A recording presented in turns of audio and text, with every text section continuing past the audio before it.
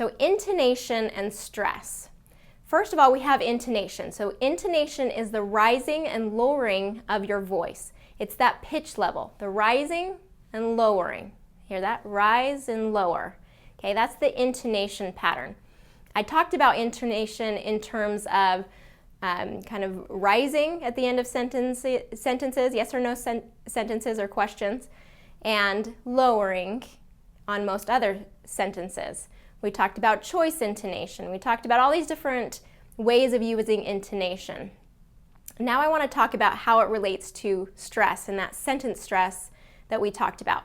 So sentence stress or stress, whether it be in a syllable or a word, we talked about how that stress needs to be longer, louder, with a higher pitch and more emphasis, okay? That higher pitch is referring to intonation. You cannot have sentence stress or any kind of stress in American English without using intonation, okay? That rising of your pitch is intonation, okay? So that's how those two are interconnected. There can't be stress without intonation. Your intonation and that rising of your pitch is what creates that stress.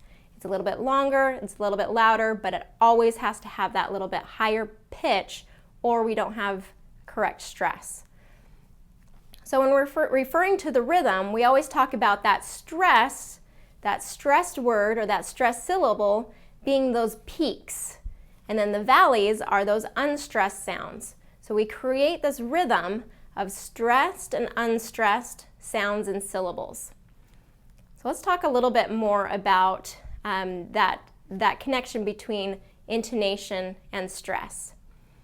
Okay, a lot of my students, what I'll hear them saying is when they're stressing words, it's almost like they're pushing them.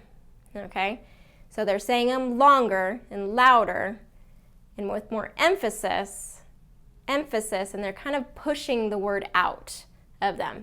I don't want that. I want you to think of it in terms of going up and over a hill, okay?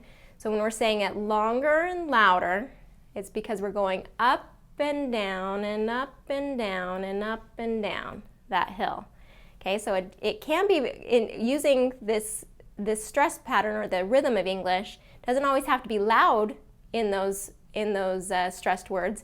It can be quiet. We can say, go up and over the hill, go up and over the hill, go up and over. It's in that pitch that creates that stress, okay? So really I want you to think about that stress pattern as going up and down these hills. And the more that you kind of think of it as up and down the hills, the more that you'll create that nice fluid flow up and over the hill. So let's give us some examples here. In this sentence, what time is it? What time is it? Hey, what time is it? I don't want it to be, what time is it? What time is it? With that push on that stressed word, we want to go up and over the hill. So, what time is it? What time is it? Do you kind of get that feeling of going up and over that hill? What time is it? Okay, how about this next one? I don't know. I don't know. Okay, the more natural way of saying is, I don't know. I don't know. I don't know. Okay, so we're starting on that stress, that top of the hill, those stressed words, and we're coming down. I don't know. I don't know. How about this one? We'll meet you at 5 o'clock. We'll meet you at 5 o'clock. Okay, the stressed word here is 5. That's the important information. We'll meet you at 5. We'll meet at 5 o'clock. We'll meet at 5 o'clock. 5 o'clock. Not, we'll meet at 5 o'clock.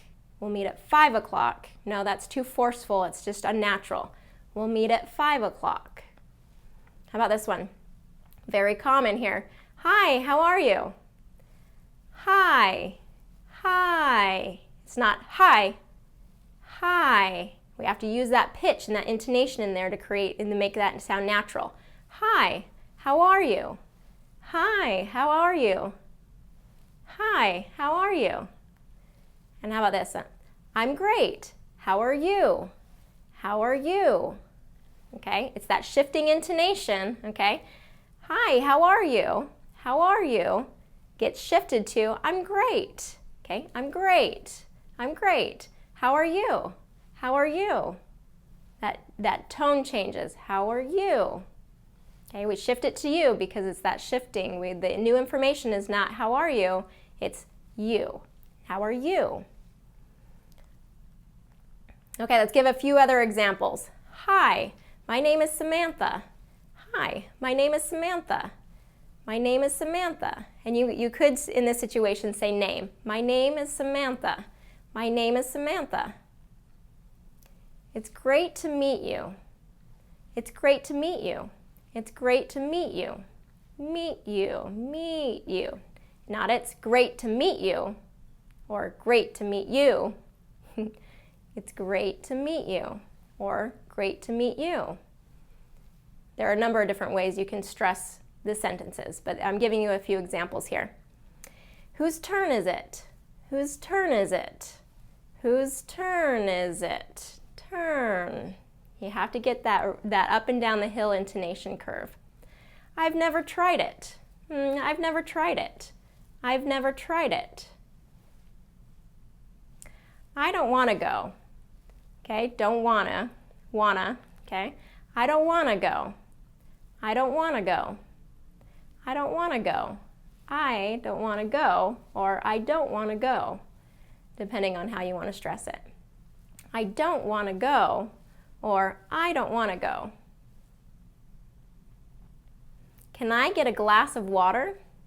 Can I get a glass of water? Water. And we're going to rise in our intonation after that, but can I get a glass of water?